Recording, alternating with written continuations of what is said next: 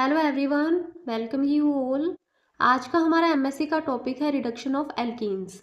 आज के इस वीडियो लेक्चर में हम डिस्कस करेंगे एल्कीन के रिडक्शन के बारे में और देखेंगे कि ऐसे कौन कौन से मेथड्स हैं जिससे कि हम एल्कीन का रिडक्शन करवा सकते हैं।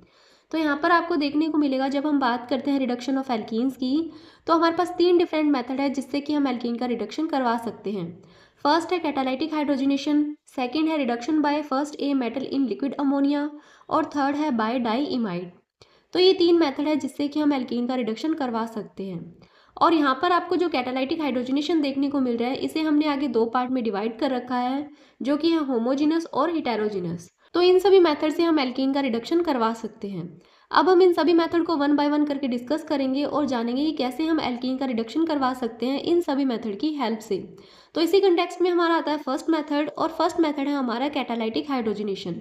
अभी जो कैटालाइटिक हाइड्रोजनेशन है, इसके अंदर भी हम पहले बात करेंगे हेटेरोजिनस हाइड्रोजनेशन की।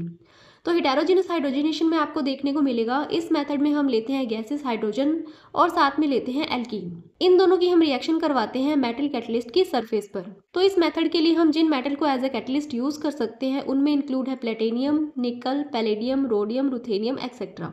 तो ये हमारे पास कुछ मेटल्स हैं जिन्हें हम यूज कर सकते हैं as a catalyst for heterogeneous hydrogenation. अब यहाँ पर आपको देखने को मिलेगा, ये जो मेटल कैटलिस्ट की सरफेस होती है, इस पर आकर ये हाइड्रोजन और एल्कीन एड्जॉर्ब होते हैं। देन उसके बाद में रिएक्शन होती है और हमें फाइनली देखने को मिलता है रिडक्शन प्रोडक्ट। तो इस पूरी बात को हमने यहाँ पर डायग्राम से शो कर रखा है। तो इस डायग्राम से आप काफ़ी अच्छे से समझ सकते हो हेटेरोजिनस हाइड्रोजनेशन के बारे में। तो यहाँ पर आपको ये जो सरफेस देखने को मिल रही है, ये है मेटल कैटलिस्ट की सरफेस, जिस पर आकर हाइड्रोजन गैस एड्जॉर्ब होती है। देन उसके बाद में हमारे पास एल्कीन आती है और एल्कीन आकर भी इस मेटल सरफेस पर एड्जॉर्ब होती है। तो ये जो डायग्राम है, ये रिप्रेजेंट करता है एड्जॉर्प्शन ऑफ ऑर्गेनिक सबस्ट्रेट को। अब यहाँ पर आप देखोगे जो एल्कीन और हाइड्रोजन है, वो दोनों मेटल सरफेस पर एड्जॉर्ब है। अब यहाँ पर क्या होगा, जो एल्कीन का कार्बन है, ये कार्बन क्या करेगा, ये एक बॉन्ड जाकर हाइड्रोजन के साथ में बना लेगा और फॉर्मेशन करेगा कुछ इस तरीके से स्ट्रक्चर का। तो ये जो स्ट्रक्चर है, ये रिप्रेजेंट करती है हाफ हाइड्रोजनेशन को। हाफ हाइड्रोजनेशन हमने इसे इसलिए बोला है क्योंकि अभी भी एक कार्बन पर हाइड्रोजन लगना बाकी है। तो यहाँ पर आपको एक कार्बन पर हाइड्रोजन लगा हुआ दिखाई दे रहा है। इसी तरीके से दूसरा कार्बन है, इस पर भी हाइड्रोजन का एडिशन हो जाएगा और एडिशन के बाद में फॉर्मेशन होगा कुछ इस तरीके के प्रोडक्ट का। तो हमारे पास जो यहाँ पर प्रोडक्ट बना है वो है एल्केन। तो हमने शुरू में लिया था एल्कीन और एल्कीन का हमने करवाया है हेटेरोजिनस हाइड्रोजनेशन, जिसके बाद में फॉर्मेशन होता है एल्केन का।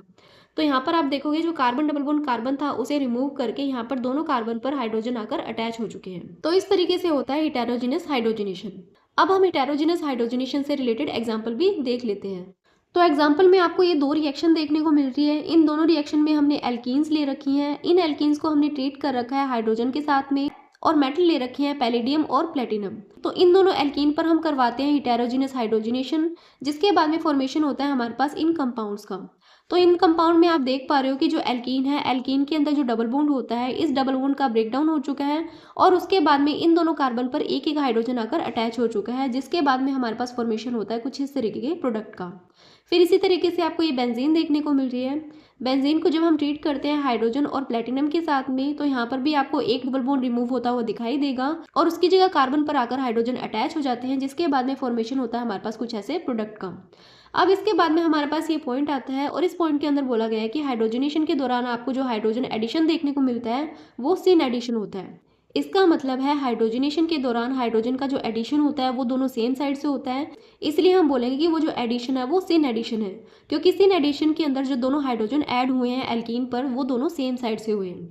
और इसी वजह से ये जो रिएक्शन है, इसे हम बोलेंगे स्टीरियो स्पेसिफिक रिएक्शन। और अपनी इसी स्टीरियो स्पेसिफिसिटी की वजह से क्या होता है, इस रिएक्शन के अंदर आपको देखने को मिलेगा जो सिस एल्कीन है वो फॉर्मेशन करेगा मीजो कंपाउंड का और ट्रांस एल्कीन बनाएगा रेसिमिक मिक्सचर। तो इस पॉइंट से आपको ये पता लगा हेटेरोजिनस हाइड्रोजनेशन के दौरान में जो एडिशन होता है हाइड्रोजन का, वो सेम साइड से होता है, यानी कि सिन एडिशन होता है। और सिन एडिशन होने की वजह से ये जो रिएक्शन है, ये स्टीरियो स्पेसिफिक रिएक्शन बन जाती है। और अपनी स्टीरियो स्पेसिफिसिटी की वजह से ये जो सिस एल्कीन है वो फॉर्मेशन करती है मीजो कंपाउंड का और ट्रांस एल्कीन बनाती है रेसिमिक मिक्सचर। फिर इसके बाद में आता है हमारा नेक्स्ट पॉइंट। नेक्स्ट पॉइंट बात करता है सेलेक्टिविटी को लेकर। तो यहाँ पर बोला गया कि अगर हमारे पास जो कंपाउंड है जिसका हमें हाइड्रोजनेशन करवाना है, उस कंपाउंड के अंदर अगर एक से ज़्यादा डबल बॉन्ड प्रेजेंट हो, तो हाइड्रोजनेशन उस डबल बॉन्ड पर होगा जो कि लेस सब्स्टिट्यूटेड डबल बॉन्ड है। यानी कि यहाँ पर आपको डबल बॉन्ड की सिलेक्टिविटी देखने को मिल रही है। तो यहाँ पर क्या बोला गया है, हमें यहाँ पर बोला गया है कि अगर हमारे पास एक कंपाउंड है, उस कंपाउंड के अंदर एक से ज्यादा डबल बॉन्ड प्रेजेंट है और हम उस कंपाउंड का हाइड्रोजनेशन करवाते हैं, तो हाइड्रोजनेशन के अंदर आपको सिलेक्टिविटी देखने को मिलेगी और इस बार हाइड्रोजन उस डबल बॉन्ड पर होगा जो कि लेस सब्स्टिट्यूटेड है। और इसका एग्जांपल आपको यहाँ पर देखने को मिल रहे हैं। इस कंपाउंड के अंदर आपको दो डबल बॉन्ड देखने को मिल रहे हैं, एक ये वाला डबल बॉन्ड है और एक ये वाला डबल बॉन्ड है। ये वाला जो डबल बॉन्ड है ये मोर सब्स्टिट्यूटेड है, जबकि ये वाला डबल बॉन्ड लेस सब्स्टिट्यूटेड है। तो अब जब हम इस कंपाउंड का हेटेरोजेनस हाइड्रोजनेशन करवाते हैं, तो यहाँ पर आपको डबल बॉन्ड के अंदर सेलेक्टिविटी देखने को मिलती है। तो अब हाइड्रोजनेशन उस डबल बॉन्ड पर होगा जो कि लेस सब्स्टिट्यूटेड होगा। तो यहाँ पर हमने देखा ये वाला जो डबल बॉन्ड है ये लेस सब्स्टिट्यूटेड है, तो जो हाइड्रोजनेशन है वो इस डबल बॉन्ड का होगा। अब ये जो डबल बॉन्ड है ये रिमूव हो जाएगा और यहाँ पर जो कार्बन है उस पर आकर हाइड्रोजन अटैच हो जाएंगे और हमारे पास प्रोडक्ट बनेगा कुछ ऐसा। तो ये बात होती है डबल बॉन्ड की सिलेक्टिविटी को लेकर। अब इसके बाद में आता है हमारा नेक्स्ट पॉइंट बात करता है सिलेक्टिव रिडक्शन को लेकर। तो इस पॉइंट के अकॉर्डिंग बोला गया है कि जो हेटेरोजेनस हाइड्रोजनेशन होता है वो सिलेक्टिव रिडक्शन शो करता है कार्बन कार्बन डबल बॉन्ड के प्रति। तो यहाँ पर बोला गया है कि अगर हमारे पास कोई ऐसा कंपाउंड हो जिसमें कार्बन कार्बन डबल बॉन्ड भी प्रेजेंट हो और दूसरे फंक्शनल ग्रुप भी प्रेजेंट हो, तो ऐसी कंडीशन में अगर हम हेटेरोजेनस हाइड्रोजनेशन करवाते हैं उस पर्टिकुलर कंपाउंड का, तो उस पर्टिकुलर कंपाउंड में आपको देखने को मिलेगा जो कार्बन कार्बन डबल बॉन्ड है उनका रिडक्शन हो जाएगा, जबकि दूसरे जो फंक्शनल ग्रुप प्रेजेंट है वो एज इट इज रहेंगे। यानी कि यहाँ पर आपको सिलेक्टिव रिडक्शन देखने को मिलेगा हेटेरोजेनस हाइड्रोजनेशन के अंदर। लेकिन इसी के अंदर आपको कुछ एक्सेप्शन भी देखने को मिलते हैं। एक्सेप्शन के अंदर आपको कुछ ग्रुप देखने को मिलेंगे जिसके अंदर इंक्लूड है carbon triple bond carbon, COX, aromatic NO2 group. तो ये हमारे पास कुछ एक्सेप्शन आ जाते हैं जिसके अंदर आपको देखने को मिलेगा जो सिलेक्टिव रिडक्शन है उसमें इन ग्रुप का रिडक्शन भी होगा। इसका मतलब है कार्बन कार्बन डबल बॉन्ड के अलावा जो हेटेरोजेनस हाइड्रोजनेशन है वो सिलेक्टिव रिडक्शन करता है कार्बन ट्रिपल बॉन्ड कार्बन का, COX ग्रुप का और एरोमेटिक NO2 ग्रुप का। अब इसके अंदर अगर हम बात करें सिलेक्टिव रिडक्शन को लेकर, तो हमारे पास जो बेस्ट सिलेक्टिव रिड्यूसिंग एजेंट है वो है हाइड्रोजन और पैलेडियम। तो ये जो कॉम्बिनेशन है ये आपको बेस्ट सिलेक्टिव रिड्यूसिंग एजेंट देखने को मिलता है। अब इसी बात को हम समझते हैं एग्जाम्पल से। तो एग्जाम्पल के लिए हमारे पास कुछ रिएक्शंस हैं। तो इन रिएक्शंस के अंदर हम बात करेंगे पहली रिएक्शन की। फर्स्ट रिएक्शन के अंदर हमारा ये कंपाउंड है और इस कंपाउंड के अंदर आपको देखने को मिल रहा है कार्बन डबल बॉन्ड कार्बन भी है और NC ग्रुप भी है और हम इस कंपाउंड का करवाएंगे हेटेरोजेनस हाइड्रोजनेशन। तो हेटेरोजेनस हाइड्रोजनेशन के लिए जो बेस्ट सेलेक्टिव रिड्यूसिंग एजेंट है वो है हाइड्रोजन और पैलेडियम। तो इन रिड्यूसिंग एजेंट की प्रेजेंस में हम क्या करेंगे, इसका हाइड्रोजनेशन करवाएंगे, जिसके बाद में आपको देखने को मिलेगा जो कार्बन डबल बॉन्ड कार्बन है उन सभी का रिडक्शन हो जाता है। यानी कि कार्बन डबल बॉन्ड कार्बन के अंदर जो डबल बॉन्ड है वो रिमूव हो जाएगा और कार्बन पर आकर हाइड्रोजन अटैच हो जाएंगे, जबकि हमारा जो NC ग्रुप है वो एज इट इज रहेगा। क्योंकि अभी हमने एक पॉइंट देखा था जिसमें हमने बात की थी सिलेक्टिव रिडक्शन की, और सिलेक्टिव रिडक्शन के अंदर हम देखते हैं जब हम हेटेरोजेनस हाइड्रोजनेशन करवाते हैं तो वहां पर आपको कार्बन डबल बॉन्ड कार्बन का रिडक्शन देखने को मिलता है। तो इसी के अकॉर्डिंग हमारे पास जो प्रोडक्ट बनेगा वो कुछ ऐसा बनेगा। अब इसके बाद में हम बात करते हैं हमारी सेकंड रिएक्शन की। इस रिएक्शन के अंदर आपको डबल बॉन्ड भी देखने को मिल रहा है और NO2 ग्रुप भी प्रेजेंट है। तो जब हम इस कंपाउंड का सेलेक्टिव रिडक्शन करवाते हैं यानी कि हेटेरोजेनस हाइड्रोजनेशन करवाते हैं, तो वहां पर आपको देखने को मिलेगा जो कार्बन डबल बॉन्ड कार्बन है वो रिमूव हो जाता है और हाइड्रोजन इन पर आकर लग जाते हैं। लेकिन यहाँ पर जो NO2 ग्रुप है वो एज इट इज रहता है, क्योंकि अभी हमने देखा था कार्बन डबल बॉन्ड कार्बन के अलावा जो एरोमेटिक NO2 ग्रुप है उसका रिडक्शन होता है, ना कि सिंपल NO2 ग्रुप का। तो ये जो NO2 ग्रुप है वो एरोमेटिक नहीं है, इसलिए ये एज इट इज रहा। लेकिन अगर यहाँ पर एरोमेटिक NO2 ग्रुप होता तो उसका रिडक्शन हो जाता। अब इसके बाद में बात करते हैं हमारी थर्ड रिएक्शन की। थर्ड रिएक्शन के अंदर हमारा ये जो कंपाउंड है इसमें आपको डबल बॉन्ड भी देखने को मिल रहा है और एस्टर ग्रुप भी प्रेजेंट है। तो जैसे कि हमने डिस्कस किया था सिलेक्टिव रिडक्शन के बारे में, आपको यहाँ पर कार्बन डबल बॉन्ड कार्बन का रिडक्शन देखने को मिलेगा, जबकि बाकी के जो फंक्शनल ग्रुप है वो एज इट इज रहेंगे। तो यहाँ पर जो कार्बन डबल बॉन्ड कार्बन है इसका रिडक्शन हो चुका है और हमारा जो एस्टर ग्रुप है वो प्रोडक्ट में एज इट इज प्रेजेंट है। तो ये बात होती है हमारे हेटेरोजेनस हाइड्रोजनेशन को लेकर।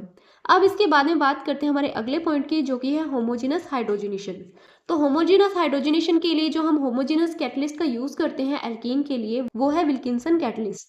तो विल्किंसन कैटलिस्ट काफी यूजफुल कैटलिस्ट है एल्कीन्स के हाइड्रोजनेशन के लिए, और विल्किंसन कैटलिस्ट का जो फॉर्मूला है वो है RHCl-PPH3 की थ्राइस। तो इस तरीके से हम रिप्रेजेंट करते हैं विल्किंसन कैटलिस्ट को।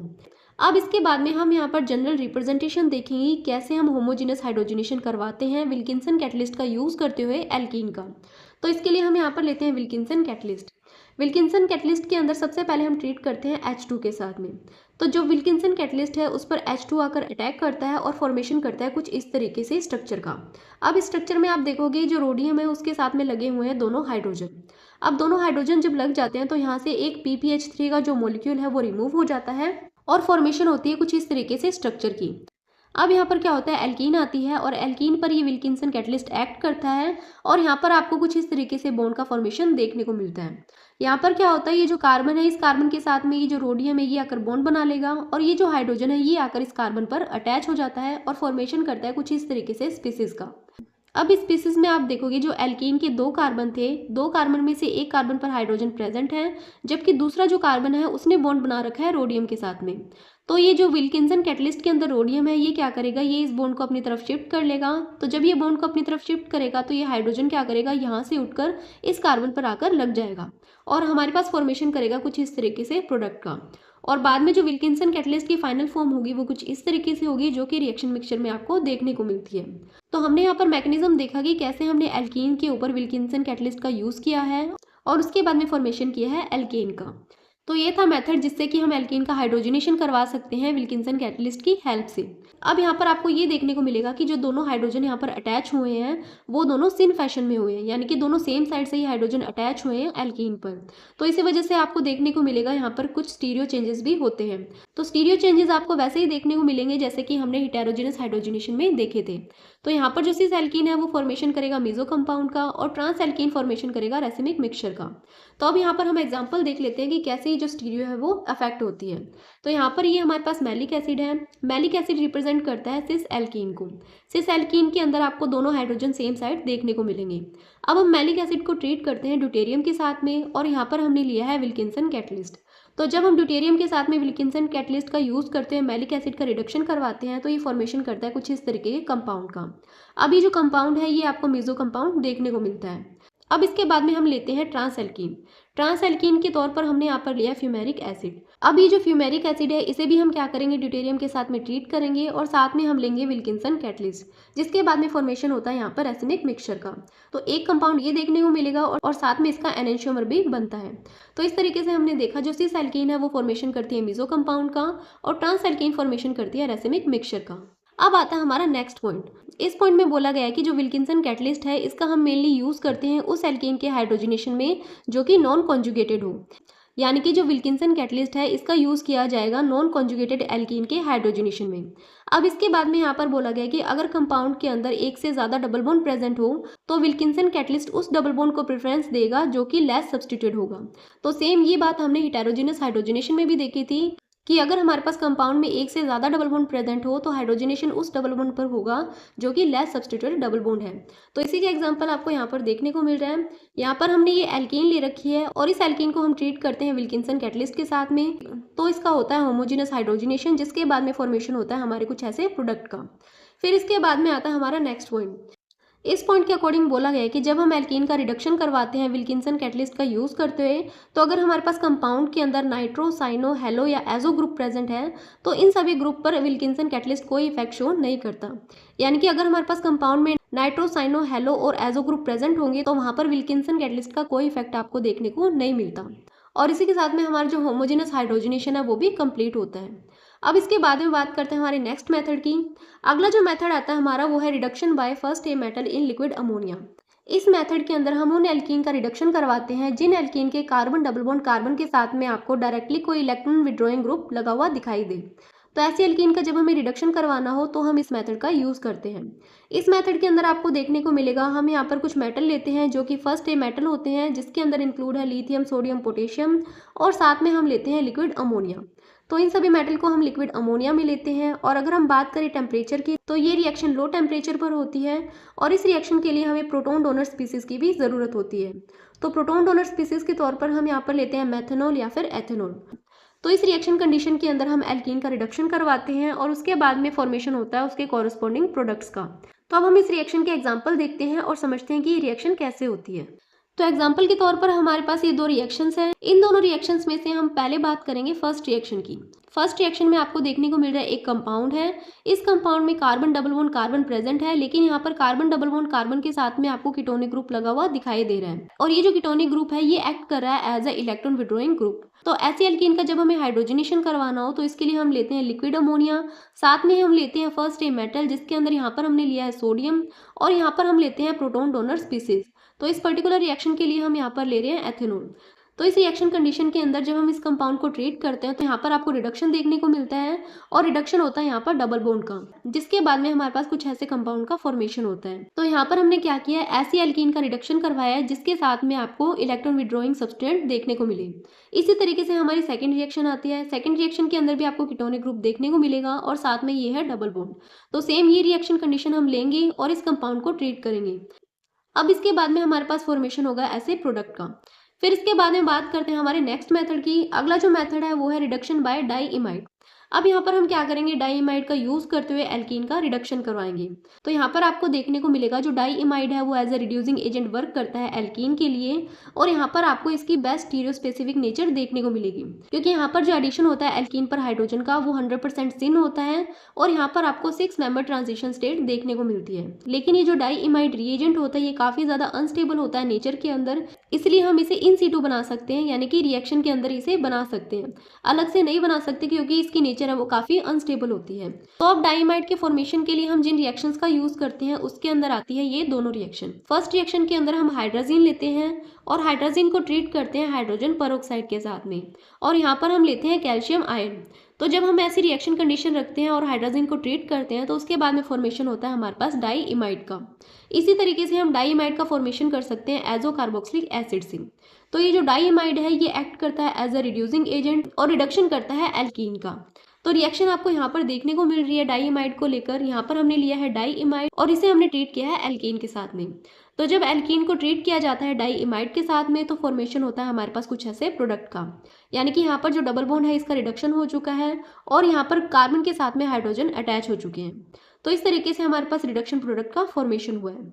अब ये डाईइमाइड ने एल्कीन के साथ में रिएक्शन करके ये प्रोडक्ट कैसे बनाया है इसका हम मैकेनिज्म भी देख लेते हैं। तो मैकेनिज्म के अंदर ये हमारे पास एल्कीन है और एल्कीन को हम ट्रीट करते हैं डाईइमाइड के साथ में। तो अभी हमने बात की थी कि यहाँ पर ट्रांजिशन स्टेट बनती है, तो ये आपको यहाँ पर ट्रांजिशन स्टेट बनती हुई दिखाई दे रही है जो कि 6 मेंबर ट्रांजिशन स्टेट है। अब इस 6 मेंबर ट्रांजिशन स्टेट के अंदर जो दोनों हाइड्रोजन है वो कार्बन के साथ में अटैच होते हैं सिन फैशन के अंदर, जिसके बाद में फॉर्मेशन होता है हमारे पास कुछ इस तरीके के प्रोडक्ट का। अब इसके बाद में आता है हमारा नेक्स्ट पॉइंट डाईइमाइड को लेकर। तो यहाँ पर बोला गया है कि जो डाईइमाइड है वो सेलेक्टिव रिडक्शन शो करता है स्ट्रेन डबल बॉन्ड पर, यानी कि यहाँ पर आपको देखने को मिलेगा अगर हमारे पास कोई ऐसी एल्कीन है जिसमें आपको लेस स्ट्रेन्ड और मोर स्ट्रेन्ड डबल बॉन्ड देखने को मिले तो ये डाईइमाइड जाकर उस डबल बॉन्ड का सेलेक्टिव रिडक्शन करेगा जो कि काफ़ी ज़्यादा स्ट्रेन में हो। तो इस तरीके से ये डाईइमाइड शो करता है सेलेक्टिव रिडक्शन को। और यहाँ पर अगर हम बात करें पॉलीइन की, तो पॉलीइन की कंडीशन में क्या होता है, जो टर्मिनल बॉन्ड होते हैं वो सिलेक्टिवली रिड्यूस्ड किए जाते हैं डाईइमाइड से। तो यहाँ पर आपको रिएक्शंस देखने को मिल रही है। इस रिएक्शंस के अंदर आपको देखने को मिलेगा ये हमारे पास टर्मिनल डबल बॉन्ड है और इन कंपाउंड को हमने ट्रीट कर रखा है डाईइमाइड के साथ में, और साथ में हमने ले रखा है कॉपर 2+ और ऑक्सीजन। तो इस रिएक्शन कंडीशन के अंदर क्या होगा, ये जो डाईइमाइड है ये सिलेक्टिव रिडक्शन शो करेगा, जिसमें ये पॉलीन है हमारे पास, इस पॉलीन के अंदर जो टर्मिनल बॉन्ड होंगे उनका रिडक्शन हो जाएगा और हमारे पास फॉर्मेशन होगा कुछ इस तरीके के कंपाउंड्स का। इस कंपाउंड के अंदर भी आप देखोगे ये जो डबल बॉन्ड है इसका रिडक्शन हो चुका है और हमारे पास फॉर्मेशन होता है कुछ इस तरीके के प्रोडक्ट का। तो ये था आज का हमारा वीडियो जहाँ पर हमने डिस्कस किया एल्कीन के रिडक्शन मेथड्स को, और हमने देखा कि कैसे हम डिफरेंट मेथड से एल्कीन का रिडक्शन करवा सकते हैं। तो इस वीडियो के लिए इतना ही। आई होप आपको वीडियो अच्छा लगा होगा। अगर वीडियो अच्छा लगा तो चैनल को सब्सक्राइब करें, इसी के साथ वीडियो को ज़्यादा से ज़्यादा शेयर करें और लाइक करें। Thank you.